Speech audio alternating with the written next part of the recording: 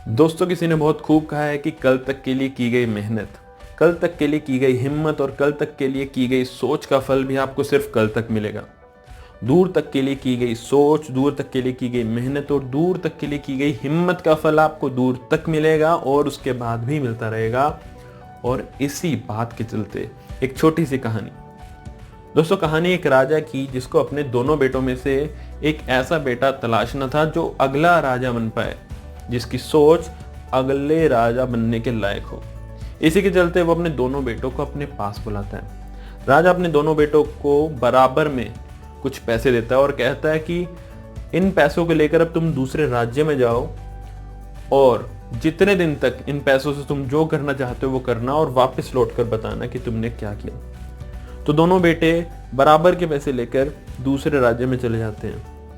पहला बेटा उन पैसों को जितने दिन तक वो खर्च सकता है और रहने खाने के लिए जो ज़रूरत के पैसे होते हैं उनको खर्चने के बाद जब पैसे खत्म हो जाते हैं तो वापस अपने राज्य में आ जाता है। राजा को पता लग जाता है कि जो पैसे दिए थे वो खर्च हो गए, जिस वजह से पहला बेटा वापस आ गया।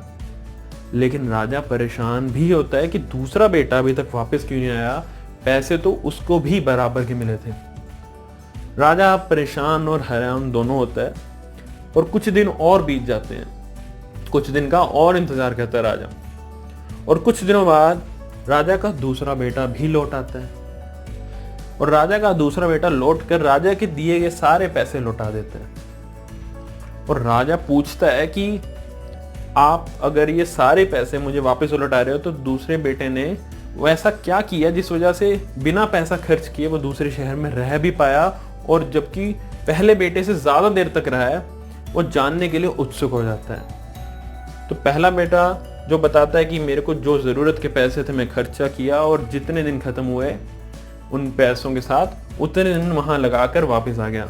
जबकि दूसरे बेटे ने दिए गए पैसों को सिर्फ उतना ही यूज किया होता है जितनी उसकी जरूरत होती है और बाकी पैसों को वहीं के दुकानदार के साथ साझेदारी में डाल देता है।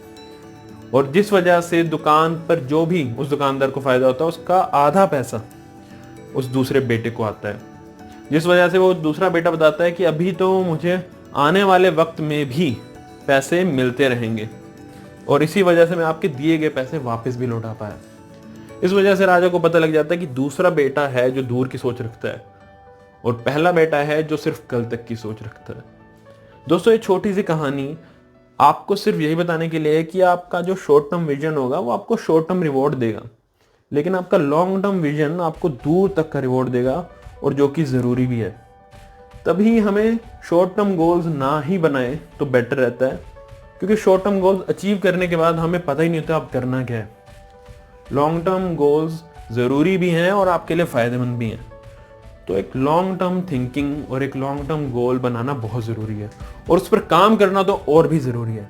वीडियो को शेयर कीजिए ताकि बता पाऊं कि long term thinking, long term सोच, लॉन्ग टर्म गोल्स कितने जरूरी हैं और कैसे वो आपको फायदा दे सकते हैं। वीडियो को शेयर कीजिए ताकि सबकी मदद हो पाए। चैनल को सब्सक्राइब कीजिए ताकि मैं जुड़ता रहूं हर हफ्ते ऐसी मोटिवेशनल वीडियोस के साथ। Thanks for watching. Rohit Thapar, motivated to motivate.